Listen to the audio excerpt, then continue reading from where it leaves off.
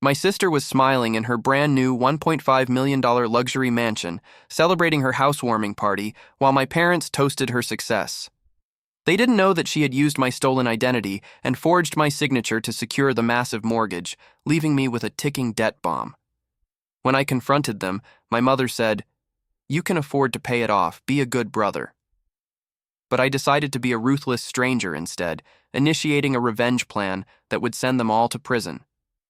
I worked 70 hours a week as a forensic financial auditor, saving every single dollar to build a secure future for myself. My family always treated me like an outsider because I refused to fund my younger sister Sarah's lazy and extravagant lifestyle. Sarah was my mother's favorite child, a spoiled woman who had never worked a real day in her life. My parents constantly pressured me to hand over my savings to finance her bad ideas, but I always gave them a firm and polite refusal.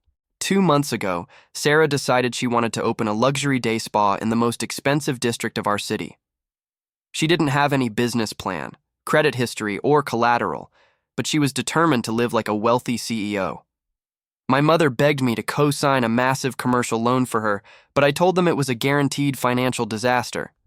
I thought my refusal was the end of the matter, but my greedy family was already planning a highly illegal and desperate backup plan.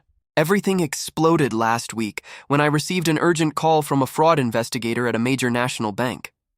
He asked why I had defaulted on the very first installment of a $1.2 million commercial real estate mortgage under my name. My heart stopped as the investigator read off the details of the loan, which was secured against a massive property in Sarah's name. I realized in that single terrifying moment that my own family had committed a major federal crime against me. I immediately requested copies of the loan application and mortgage documents. When the files arrived in my email, I stared at them in absolute disbelief. The paperwork contained my social security number, my tax returns, and a very clumsy forgery of my signature. Even worse, my own parents had signed the documents as official witnesses, verifying that I was present and consenting. They had willingly offered up my entire financial life as a sacrifice for Sarah's greedy dreams. I drove straight to my parents' house, my grip tight on the steering wheel as fury washed over me. When I walked through their front door, I found a festive celebration in full swing. Sarah was uncorking a bottle of expensive champagne, laughing with her friends, while my mother was admiring a brochure of the luxury spa. They looked at me with smug smiles, as if they had already won, completely unaware that the bank investigator had already alerted me to their massive fraud. I threw the forged documents onto the kitchen table and demanded a full explanation for what they had done. The room went completely silent as my mother tried to hide her nervous expression behind a fake smile. My father cleared his throat and said, "We did what we had to do. Sarah deserved a real opportunity to succeed, and you are already wealthy enough. You don't need all that extra money anyway, so you should just let your younger sister have her moment." Sarah crossed her arms and sneered at me, showing absolutely zero remorse for ruining my credit and stealing my identity. She said, "You always think you are better than us just because you have a fancy degree. The loan is already approved, and the property is mine. There is absolutely nothing you can do about it now without destroying this entire family." She actually believed that her legal and financial liability was completely covered by my silence and compliance. My father told me to stop being selfish and to accept the debt as a generous family contribution to Sarah's future.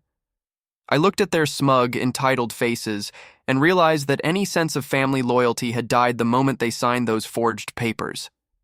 I picked up the documents from the table, looked directly into my mother's cold eyes, and said, "I am not paying a single penny of this debt. You chose your side, now get ready to face the real consequences."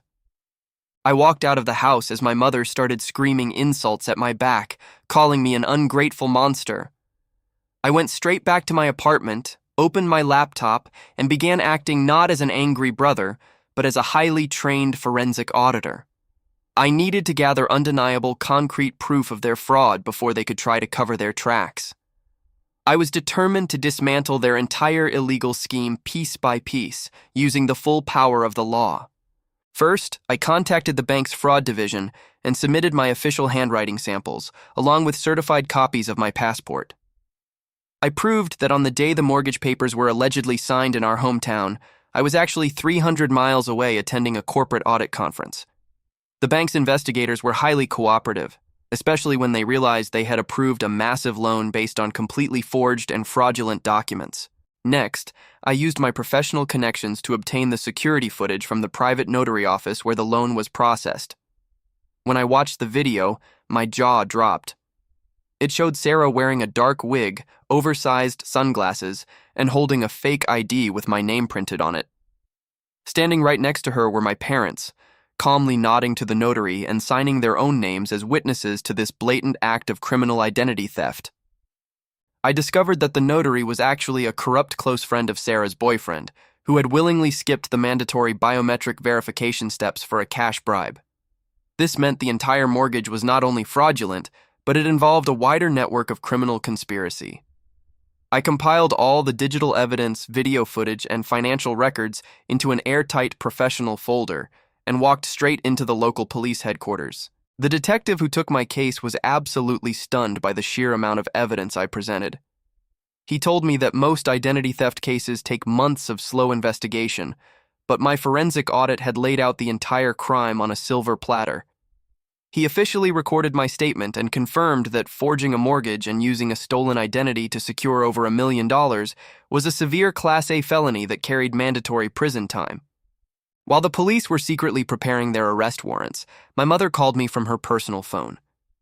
She didn't sound guilty or worried at all. She actually sounded annoyed. She demanded that I transfer $10,000 to Sarah's business account immediately because the spa's contractor was threatening to halt construction. She said, "You need to help your sister build her dream.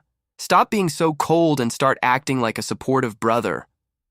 I listened to her demanding voice with a cold smile, recording every single second of the call as further proof of their ongoing financial extortion. I told her calmly that I would not spend a single cent on Sarah's business and hung up. 2 days later, the trap snapped shut. A team of plainclothes detectives showed up at Sarah's luxury spa right in the middle of her soft opening, while she was bragging to her wealthy potential clients. Sarah was handcuffed and led out of the building in front of a crowd of shocked onlookers, screaming that she was a successful business owner and did nothing wrong. At the exact same time, another police cruiser pulled up to my parents' house. My mother was arrested in her kitchen, still holding her morning coffee.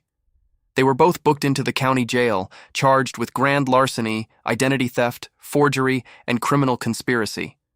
My father, who had been left behind in total shock, called me sobbing hysterically. He begged me to go to the police station and tell them it was all a big family misunderstanding so they would drop the charges. He cried, "Your mother's health cannot handle jail, and this will ruin Sarah's future forever. We are your family. You cannot do this to us." I told him that they should have thought about family before they tried to steal my entire life. I refused to drop the charges, and the judge set a massive bail that my father couldn't possibly afford. My real estate attorney immediately filed a motion to freeze the title of the luxury commercial building. Since the mortgage was secured through criminal fraud, the bank was forced to halt all transactions and void the loan. Sarah's dream spa was shut down before it even opened, the locks changed by the bank's security team. Within a week, my extended family found out about the arrests, and my phone exploded with a barrage of hateful messages. Uncles, aunts, and cousins who had never checked on me in years were now calling me a heartless monster. They left angry voicemails, claiming that putting my own mother and sister in jail over a financial matter was an unforgivable sin. They kept repeating, "Blood is thicker than water. You have ruined our family name." I didn't bother replying to their text messages individually. Instead, I made a public cloud folder containing the notary security footage of my mother helping Sarah forge my signature, along with my official bank statements. I posted the link directly into the family group chat with a short note. "This is what your beloved relatives did to me. Anyone who defends their crime will be blocked and sued for harassment. Choose wisely." The family group chat went completely silent. Several relatives immediately deleted their previous angry messages, and a few even privately apologized to me, admitting they had no idea my mother and sister had gone that far. But my mother was not done trying to manipulate me from her jail cell. She used her one phone call to leave a desperate voicemail, completely shifting her tactics to acting like a helpless victim. In the voicemail, her voice sounded small and broken. She claimed she only forged my signature because Sarah was being threatened by dangerous loan sharks and she wanted to save her favorite child's life. She begged me to forgive her, saying she always loved me and knew I was strong enough to survive anything. It was a pathetic attempt to play on my emotions, but after watching her laugh on my security footage, it felt disgusting. I forwarded that voicemail directly to the prosecuting attorney as further evidence of her verbal confession. Meanwhile, my forensic audit revealed that my mother had also managed to drain my personal emergency savings account using the forged power of attorney. Over $50,000 of my hard-earned money was completely gone, spent on Sarah's luxury clothes and expensive spa equipment. I instructed my lawyer to sue them. Since my mother and sister had no assets left, the court authorized a legal lien against my mother's share of my parents' joint property. When my father realized that their own house was about to be seized to pay for the stolen funds, he finally stopped defending them. He realized that his wife and favorite daughter had not only ruined my life, but they were about to drag him down into absolute financial ruin as well. My father visited my apartment looking 10 years older. He sat down and told me he was filing for divorce after 30 years of marriage. He confessed that my mother had been secretly enabling Sarah's bad debts for over a decade by stealing from their own retirement funds. He looked into my eyes and apologized for always ignoring the favoritism, admitting he was too blind to see the truth. Seeing my father like that was painful, but it confirmed that I was doing the right thing. The day of the trial finally arrived 3 months later. My mother and Sarah showed up in orange prison jumpsuits, looking pale and defeated. Their expensive public defender tried to argue for probation, claiming it was a tragic family misunderstanding caused by extreme emotional stress and financial desperation. But the prosecutor was completely ruthless. He played the notary surveillance footage in open court on a giant screen. The judge watched my mother calmly practicing my signature on a piece of paper before signing the fake mortgage, while Sarah cheered her on. The sheer coldness of their actions left the courtroom completely silent. The judge shook his head in disgust, stating he had rarely seen such a vile betrayal. When it was my turn to speak, I stood up, looked directly at my mother and sister, and read my victim impact statement. I detailed the pain of discovering the theft, the horror of being held liable for $1 million debt, and the absolute destruction of my trust. Sarah started crying, begging me to look at her, but my mother just stared at the table with a cold, hateful expression. She still felt entitled to my life. The judge did not show them any mercy. My mother was sentenced to 4 years in federal prison for felony bank fraud and identity theft. Because Sarah had a prior record of check fraud that my mother had previously paid to hide, she received a harsher sentence of 6 years in a maximum security facility. They were led away in handcuffs, finally facing the real consequences of their endless greed and arrogance. After the sentencing, the court ordered the liquidation of Sarah's remaining assets and the commercial spa building to pay back the bank and cover my stolen savings. Through a legal settlement, my attorney managed to secure the title of the prime commercial property for me as compensation. I took possession of the keys to the beautiful building, turning a symbol of their betrayal into my own highly profitable asset. Just when I thought the nightmare was finally over, a new storm started brewing from the rest of my toxic family. My mother's older brother, Uncle Marcus, had always been just as arrogant and entitled as she was. He couldn't accept the fact that a younger family member had put his sister and favorite nephew in federal prison. Marcus decided that if I was going to ruin his sister's life, he would destroy mine. Uncle Marcus owned a local construction company and had a lot of shady connections in our city. He rallied my aunts and cousins together to create an organized smear campaign against me online. They didn't just stop at hateful text messages anymore. They created fake profiles on social media, posting my photos, my home address, and claiming that I was an abusive criminal who targeted and defrauded his own family. The online harassment quickly spilled over into my professional life. Marcus and his kids spam-called my company's HR department and flooded our official corporate page with hundreds of fake one-star reviews.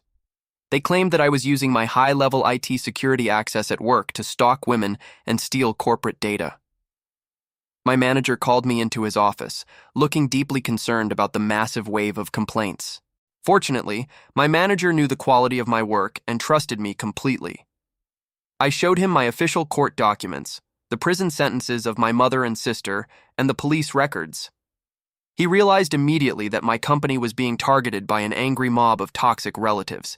He gave me a week of paid leave to handle the situation legally and promised that the company lawyers would back me up if needed. I went back to my house, logged onto my computer, and immediately went to work. If Marcus wanted a digital war with a senior IT security specialist, he was about to get a painful lesson. I used advanced tracking tools to trace the IP addresses of the fake accounts leaving the corporate reviews. Every single one of them traced back directly to Uncle Marcus's personal home network and his company's main office. But I didn't stop at just collecting evidence of cyberbullying and defamation. I knew that a man as toxic and corrupt as Uncle Marcus had to be hiding much bigger secrets in his business.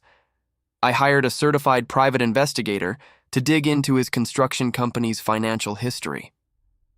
Within 4 days, the investigator uncovered a massive gold mine of illegal activity that Marcus had been running under the radar.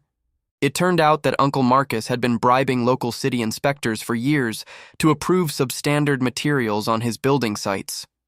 Even worse, his company had been actively dodging hundreds of thousands of dollars in corporate taxes by paying his workers entirely under the table in cash. He was using his business as a front to fund his own luxury lifestyle, thinking he was completely untouchable. Armed with undeniable proof of his online defamation and the investigator's massive tax fraud file, I took everything to the Internal Revenue Service and the State Licensing Board. I filed an official, comprehensive report detailing every single bribe, fake bank account, and tax evasion scheme. The federal agents were incredibly interested in the files, as Marcus had been on their suspicious list for a long time. While the federal authorities were quietly building their case against him, Uncle Marcus made a massive mistake.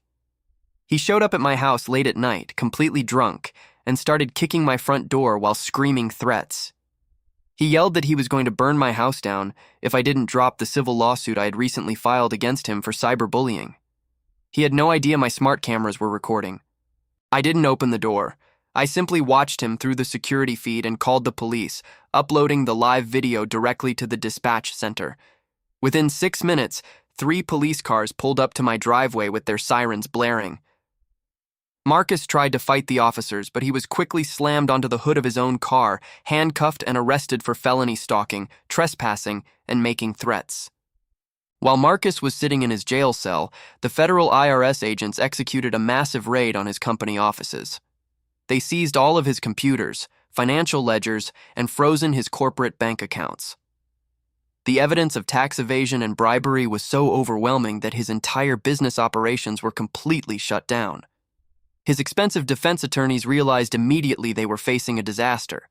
With his business destroyed and his assets frozen, Uncle Marcus's family completely panicked.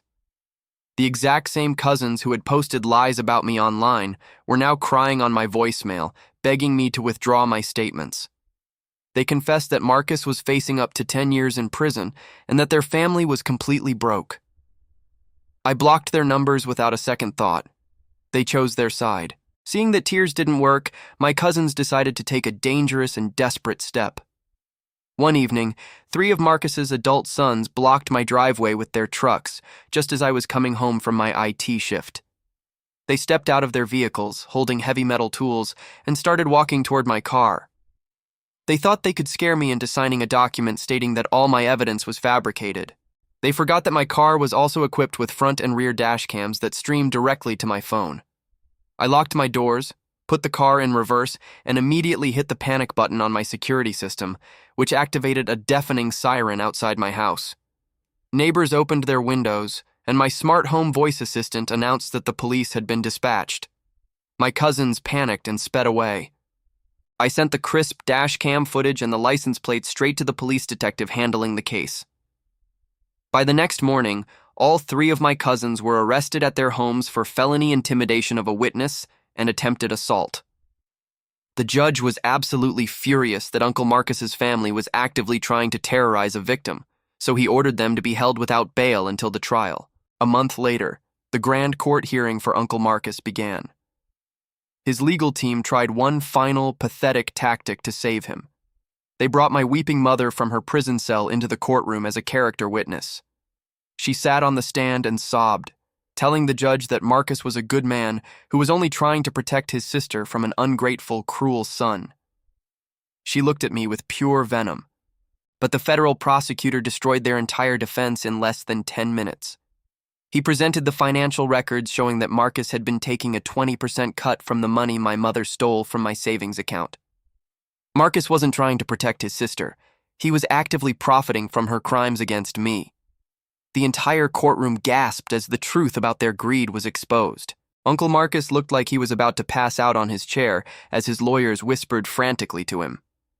Realizing that a jury conviction would mean at least 12 years behind bars, Marcus pushed his attorney aside and begged for a plea deal.